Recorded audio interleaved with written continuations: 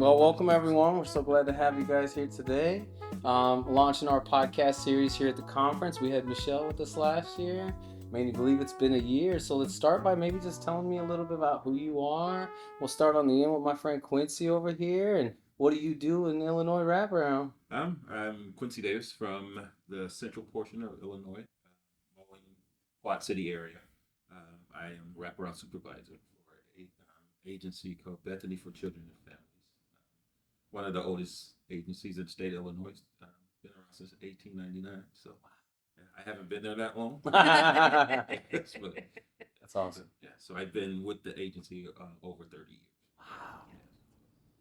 30 years, Quincy? Yes, and I've been with Wraparound since its existence in the state of Illinois. That's something Which was else. 2017. Right on. That's cool. Yeah, I'm so glad to have you. You want to tell us a little about yourself, Tabitha? Yeah, I'm Tabitha Rini. I am the Associate Director of Community Services at Sparrow Family Services here in the southern region and the central region of Illinois.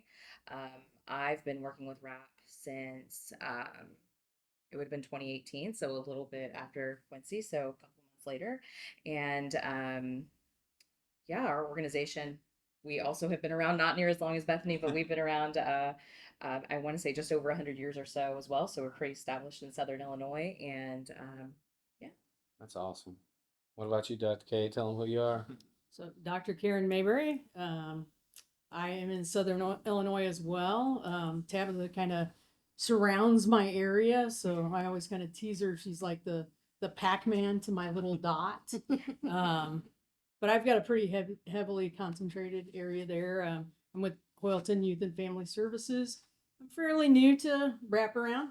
Just moved back to Illinois about a year ago after traveling the world. And I had applied for a job, and the guy who hired me said, "Boy, do I have a job for you." And it was in Wraparound. And I was like, I don't even know what this is. So I've had quite the education over the past year and feel like I got a pretty successful program going now. Right on, right on. What about you, Michelle? I'm Michelle Moreno, and I am an implementation director for Illinois DCFS and have the honor and privilege to be the wraparound program administrator for the state of Illinois. So, have been doing this wraparound thing now for 25 years. Oh my gosh, I'm not old enough to have done it that long, but enjoyed every minute. I've had my moments where I've left to do other things, but I'm always drawn back to wraparound because it's who I am and it's where my heart is. So happy to be here. Love it. Well, thank you guys for all joining us, and we'll just kind of dive in, and anybody can go as they want. But a year ago we had our podcast with Michelle, and we've had this partnership supporting your guys' implementation and growth across the state. I know that we continue to grow in numbers and have more people. Why don't you talk to us maybe just a little bit about what's going on in your community as it comes to wraparound?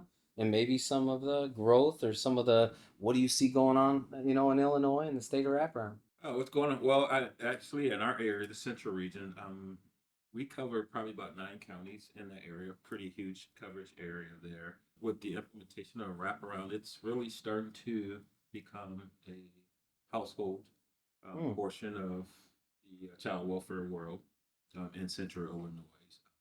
The supports that wraparound can provide, the resources and stuff, has become a good entity to our child welfare services there. So we're able to work closely with all the agencies there and implement the wraparound services, in a way that has become very beneficial in the central region there. So, and we're looking to grow even with that. A lot of the agencies have really brought off into the wraparound process. Again, it's a good support system for them, and to be able to implement this type of program, this type of service has really been, I can say, beneficial for the whole state of Illinois so far. With the goal, with 102 counties, the goal is to serve the whole state, and we're in the 7 8 years we've got to 52. I mean, not 52 counties. Yeah. Out of 102 counties. So I think we're 50% there. Yeah. And I think the buy-in has been really great. So you said, I appreciate you saying that it's more become like a staple when it comes to child welfare. It's not so much something they haven't heard about before, but something we use regularly. Yes. Would you even say maybe it's permeated some of the change in the systems, being maybe more strength based, maybe being more individualized, culturally Yeah. competent. Right, yeah, the collaborative portion of wraparound, all those things there is making it a really big entity in the state. Because when it first started, a lot of the agencies did not know what wraparound was. Yeah. So with that flex fund in there, it's like, oh, Uh-huh. but selling, it's way more than that. It was the big thing, and now that they see that, and you can have that collaboration, you can have that team concept, family first, things Right. like that. It's a really a nice piece of our child. Yeah. You see it to start to permeate all the areas. Yes. Do you want to add something, Tabitha? Do you have a thought? Yeah, I think that what I found interesting, like Quincy was saying, is like as we have like the journey through wraparound in the state of Illinois and working with child welfare, it really has became like the child welfare teams that we work with and how we receive our referrals. They're becoming familiar with the wraparound process, so they're ready for what it looks like to be part of a child and family team meeting. They understand our process. They're ready to help the family create a vision. They're used to us becoming strength based and like even the language and processes that we use. So the longer that we implement RAP throughout the state, I think that our partnerships are growing, and then the buy-in from like child welfare and all of our partners has just really grown over time. So it's been really neat experience to see where we're at now. Yeah. What have been some of the barriers to like scaling practice? I just know, for example, like in the state of California, there's 58 counties, but there's 500 different ways of doing wraparound. It's been something we've been trying to address. And so, what are some of the barriers you run into in replication and growth of a practice that is so, the fidelity so important? Do you could maybe think of some examples of some barriers that you run into in that scaling or replication? I can speak to that a little bit.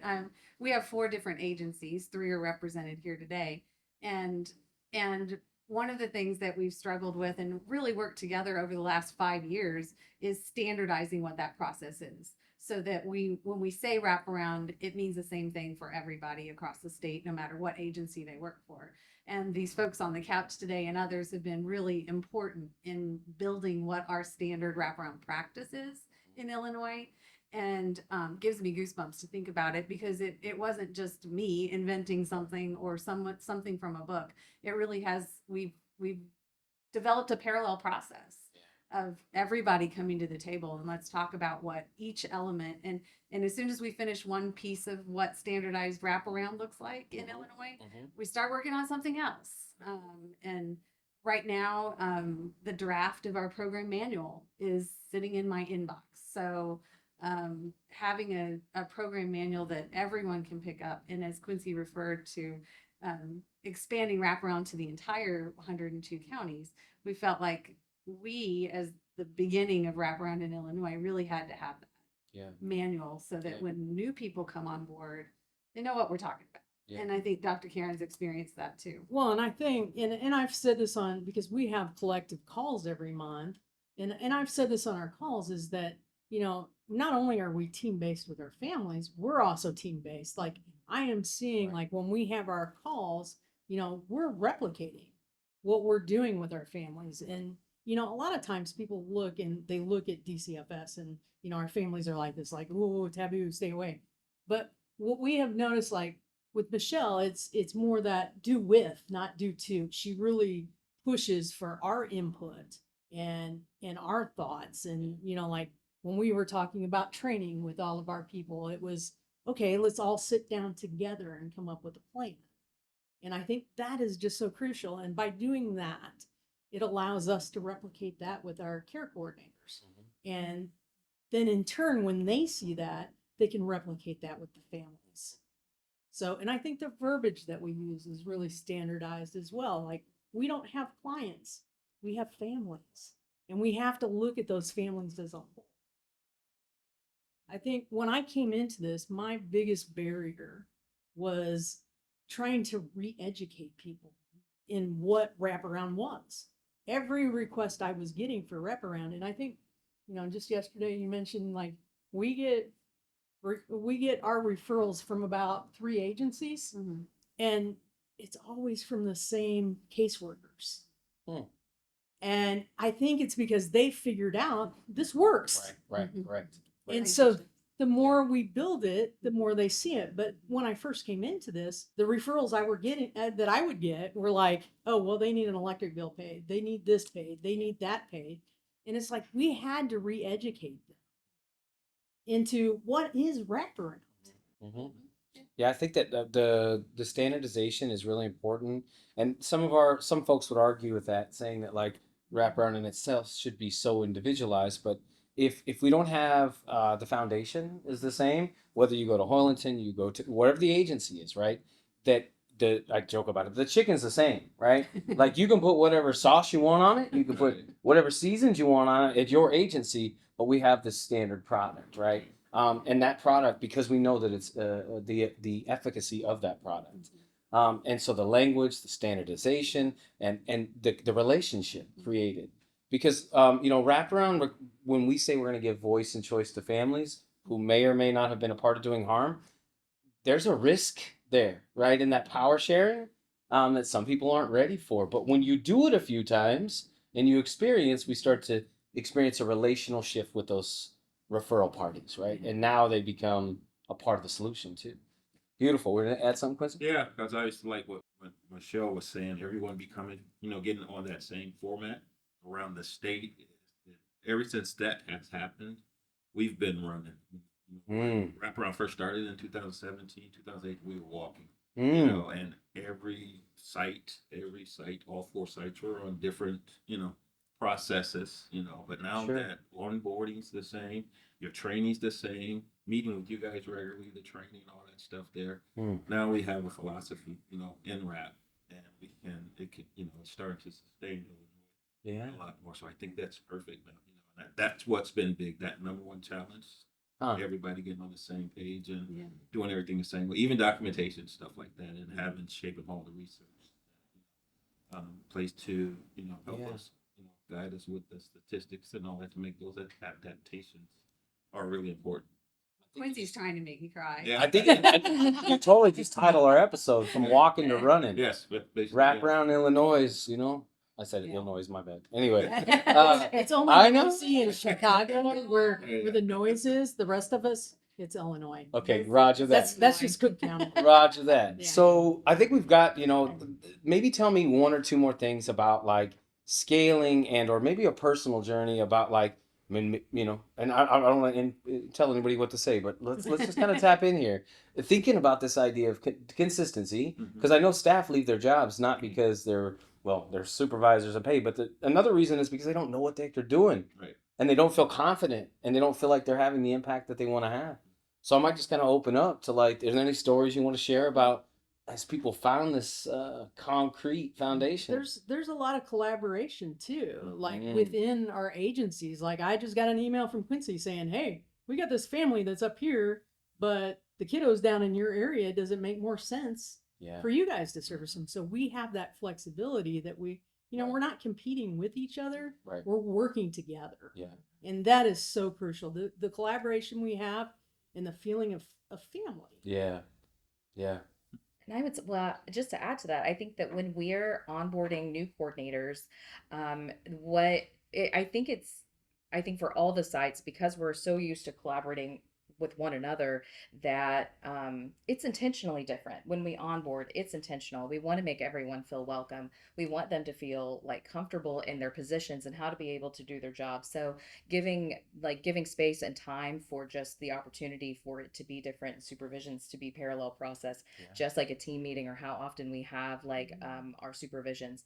It's different intentionally. So I think that watching coordinators grow through that process is really cool to watch as well, because at first I think it's not typical in all of child welfare or so many different systems to be, no, we're going to work with you. We want to see you grow. We want to see where you're going to end up at, because wraparound is a process, and it's individual for the families. It's individual with how we support our teams.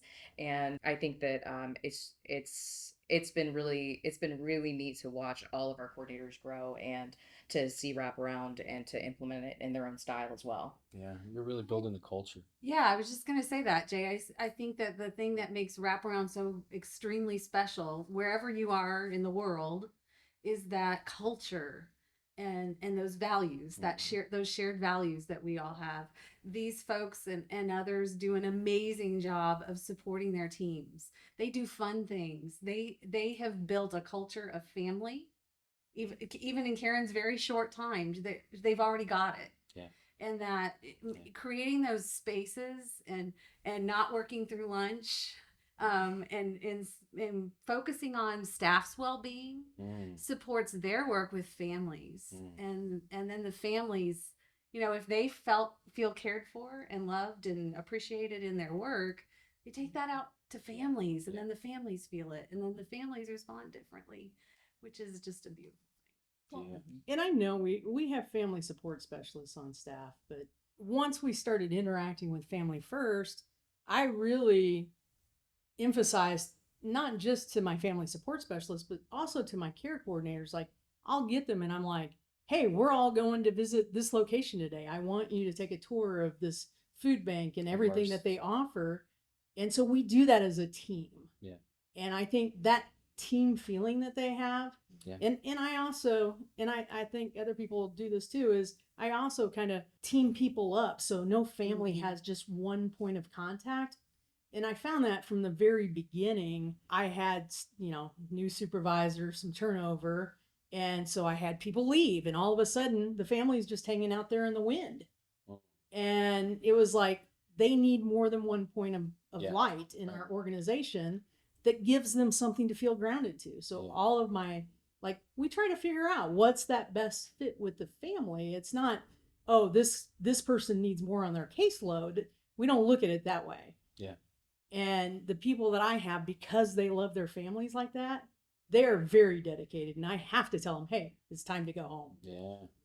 We're watching a video at the end of the conference, and it's a series I recently found from Kaleidoscope. And they talked about how in the beginning that, you became part of my family, right? It wasn't so much service provisional. It was even the staff would provide respite, right? They would it wasn't searching because they were bringing this kid back home. There was no question about it. And thinking about how important the culture and the family feeling in the agency and how that will translate to families. My grandpa used to say, tell me who you hang with, I'll tell you who you are. In other words, I could see by the way that you hang and you treat people, what the way you'll treat others, right? And that was really very, very, very powerful. Well, I took to heart when you said whatever it takes. Yeah. And that's something I push with every single one of my coordinators. I'm like, whatever it takes. Some families may need, an hour a week or an hour every other week or whatever it is. Right. But some of them, they may need you for 10 hours that week, like whatever it takes. Right. Very beautifully said. Yeah, that's what one of the biggest things is, with your staff is that making sure that you're taking care of them. I'm very fortunate because I've been able to maintain longevity from my staff. So if the families get to see those same individuals all the time, that really helps because you get that consistency with that. And I always tell them, you're taking care of these families, dealing with their issues. And so we're going to deal with your issues here. So when you need that flexibility, it works. It really helps a lot. Writing off that family voice and choice, and that family knows that I got someone there that's supporting me and they're staying here.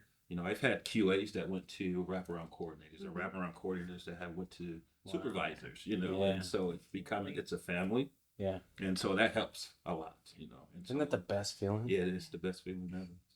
Well, if you walk to the ends of the earth with your family, your coordinators will walk to the ends of the earth with you. Yeah. Yeah.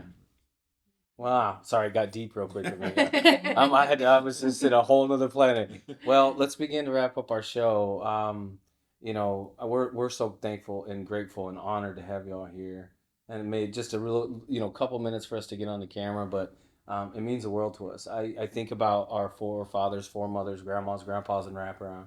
And I think about, the opportunities and the line that they had to hold, right? And it's wonderful to be in company with you guys. Is there anything else you want to leave them with, and kind of like your tagline / telling the rappers out there, make it another day and keep up the good fight? What would you tell them? I just say keep rapping. Keep rapping. Keep on rapping. Keep on rapping. Well, let's hope to see you guys again maybe at the conference next year. And maybe the last thing I'll ask for is, where do you see, Wraparound Illinois 10 years from now? What does it look like? Because I know we're talking about, expanding, and that's a big thing. But Yeah. when that's knocked out the way, and we've done that, like Quincy said, we're already doing that. What is the next big thing that Illinois Wraparound will be known for? I see it as a big regular piece of child welfare in the whole entire state of Illinois. Yeah. I don't see it going anywhere. Well, I would hope it would go somewhere like to other states. So Yeah. they could Well, provide Yeah. the same I see what thing you're that we saying. build Yeah. something replicable Look what that Illinois did, so that let's other we can people do the can same do. thing. Yeah. Yeah. Yeah. And, Wonderful. and we're right now working on how can we use wraparound as a prevention support to families as a part of Family First, and how can we make that a part of Illinois' plan. So we're really excited about that opportunity, and working with our partners here Let's go. to make that a reality. Tabitha's Yeah. got something to add, though. I see it on her face. Yeah, I think that my vision for like what it looks like and wrap is there's still so many families that we can help in so many different capacities that may not just be child welfare. Yep. The youth and families that we can help, they're the same families that end up in the juvenile justice system. Yep. They're the same youth that we see in the school system. So and wraparound can be just as helpful to those youth and families as it is in the child welfare system. So when it comes to prevention and how do we help them sustain long term and what does that look like? So I think that 10 years from now, I think that thinking about where WRAP could be, I would love WRAP to be in every one of those umbrellas. Yeah. So that it became just so normalized to have those conversations about WRAP, no matter how the families come to us. So not just child welfare, but in every aspect. And I think it can go beyond even juvenile justice. Oh yeah. I think Mhm. adult, Adults. Yes. and we've It's being talked used about now? military. Yep. Like there are so many Yep. directions this could go that Wow. Yep. Okay. Well, that's our next podcast. All right. We'll have to get partners from all the different, not just Can't child wrap around welfare. go, huh? Yeah. Where can it go? Well, thank you guys again. Let's clap it up. Thank you for coming.